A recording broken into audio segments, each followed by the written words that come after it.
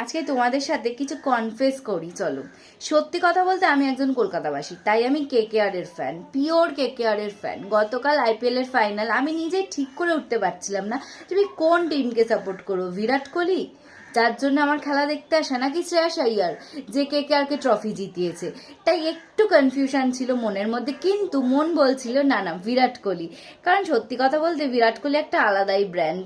একটা মানুষ হিসেবে এই কোহলির থেকে অনেক কিছু শেখার আছে। যেমন এত বছর অপেক্ষার পর কালকে যখন আইপিএল ট্রফি পেল বিরাট, যেখানে প্রত্যেকটা প্লেয়ার শুধুমাত্র টাকার জন্য, বেশি টাকা তার বাজেট উঠবে, তার মানে নিলাম হবে রীতিমতন বলা যেতে পারে, তার জন্য সে তার টিমকে ছেড়ে দিচ্ছে। সে 4 বছর হোক 5 বছর হোক টিম ছেড়ে অন্য টিমে চলে যাচ্ছে শুধুমাত্র টাকার জন্য।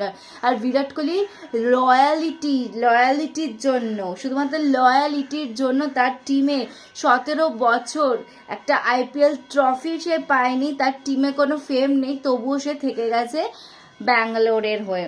এটা তো এর থেকে শেখার আছে। মানুষ কত কথা শুনিয়েছে, শুধু বিরাট কোহলিকে না, তার অর্ধাঙ্গিনী অনুষ্কা শর্মাকেও, তবু বিরাট কোহলি কিন্তু হার মানেনি, চেষ্টার এতটুকু ত্রুটি রাখেনি, আর আজকে সে তার ফল পেয়েছে। তাহলে আমরা এটা শিখি এইটার থেকে, চেষ্টা করলে কোনো কিছুই বৃথা যায় না যদি তুমি তোমার লক্ষ্যে স্থির থাকো।